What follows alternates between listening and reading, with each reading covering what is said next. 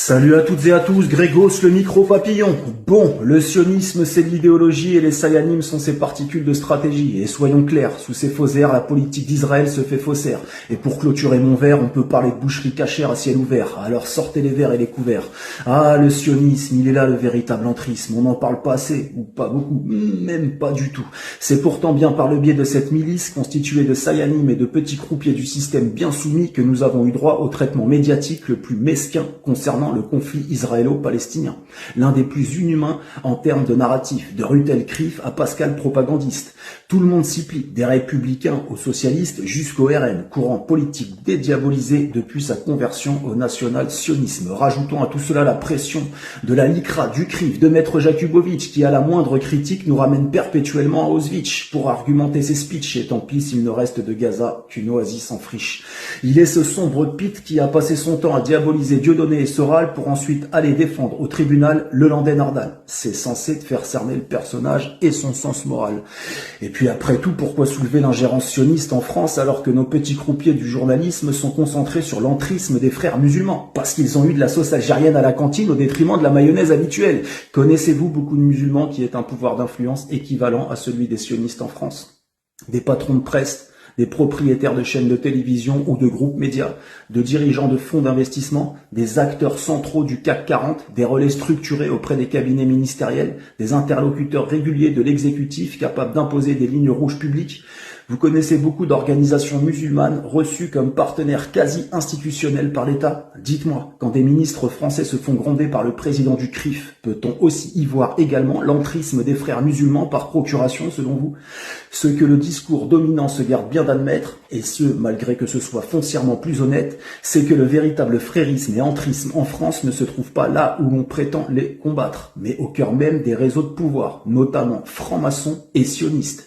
Oui, la France est une colonie et un territoire occupé par des agents de l'entité sioniste, et c'est pas pour du tourisme. Une lecture lucide de la sociologie du pouvoir révèle que ces cercles solidement imbriqués dans les élites monopolisent l'accès aux centres décisionnels, médias, haute administration, économie, diplomatie, où ils exercent une influence écrasante à l'abri de toute remise en cause démocratique.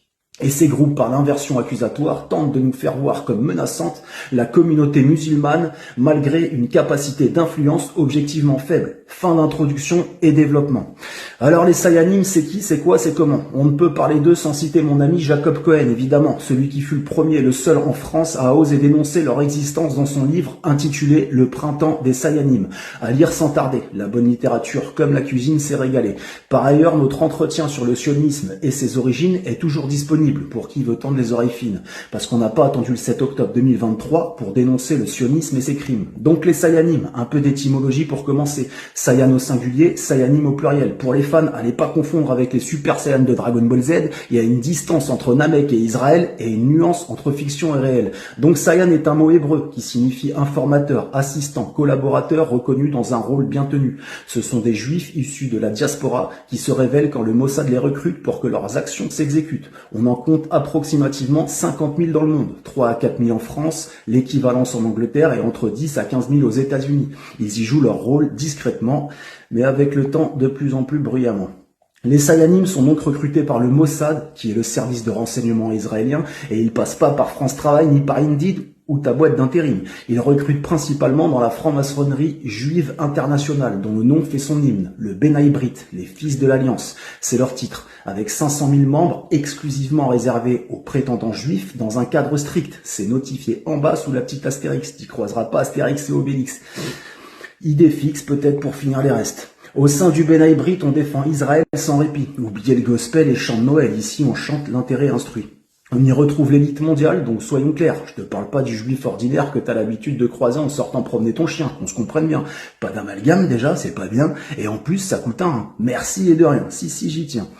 Les sayanim occupent donc des postes clés, banques, médias, industrie, cinéma, jusque dans l'armée. Leur influence est un vrai défi. Ils manient la propagande avec méthodologie. En politique, c'est devenu une vraie stratégie. Mais ici, il s'agissait avant tout de mettre en lumière leur influence dans le système politico-médiatique structuré, dont les mécanismes ont contribué à altérer la compréhension et à déformer la réalité d'un conflit qui s'étend depuis plus de 7 décennies. Les Sayanim distillent donc à la fois l'idéologie sioniste et la légitiment par tous les moyens nécessaires pour parvenir à la faire accepter aux autres par le biais de bons petits croupiers du système. Et ceux-là, on les compte à l'appel. Et les sionistes sont friands du bon croupier. Le bon gogoï leur permet d'intégrer le verre dans la pomme. Et il est bon de savoir que les croupiers du système n'ont pas de couleur. Blanc, noir ou collabeur. Le croupier est utile aux Sayanim. Utile au pouvoir, utile à la fabrique du consentement, utile au mensonge. Un bon croupier ne pose pas de questions. C'est un gogoï qui répète, qui relaie, qui s'indigne à sens unique, qui ferme sa gueule au bon moment. Et pour ce service, il ne demande rien. Pas plus que son salaire d'intervenant. Même pas un merci, ni même un bout de PQ. Non merci! Il a bien compris que défendre la vérité, c'était dangereux. Alors il préfère défendre les vainqueurs. C'est plus confortable, surtout quand on n'a pas d'odeur. Et on en compte un paquet avec des kilomètres au compteur. Les Sayanim publics peuvent apparaître cool et détendus, plus à gauche dans le domaine du divertissement reconnu, ou strict et autoritaire selon son audience, plus à droite, changeant de masque selon qu'il regarde, sans autre loi. On observe des schémas récurrents dans la circulation de l'information. Ces dynamiques tendent systématiquement à favoriser la ligne sioniste, qu'elle se situe à gauche, au centre ou à droite de l'échiquier politique. Les rivalités internes importent peu, elles servent avant tout à déterminer qui l'emportera pour atteindre les mêmes objectifs. Cet appareil résulte d'une méthode de pouvoir cohérente fondée sur un système de domination à la fois économique, médiatique et politique.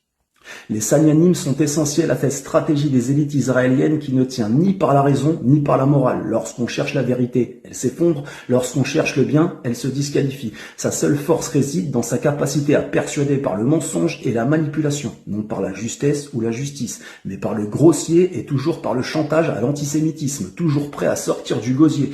Aujourd'hui, il suffit de défendre le droit des Palestiniens pour en être accusé. On en use pour faire taire les trop curieux. On s'en sert en chorale pour faire grimper sa cote en bourse morale. La phrase est lâchée, la machine s'emballe, l'accusé est foutu, le débat est clos et perdu, silence dans les rangs, on sort les mines indécentes et tout un tas de citations des plus anciennes aux plus récentes. Et tant pis si l'accusé est juif lui-même, comme pour mon ami Jacob Cohen, ou historien, ou prix Nobel de la paix même, s'il reluit comme de la cire sur le parquet. Il y a des vérités qui dérangent, mais surtout des vérités qu'on préfère ne pas entendre. Alors on sort l'accusation suprême, celle qui tue toute nuance, tout raisonnement, toute pensée qui n'irait pas dans le bon sens. Bienvenue dans l'âge d'or du chantage à l'antisémitisme, ce joker qu'on sort du chapeau dès que les arguments viennent à manquer, le point Godwin sous stéroïde.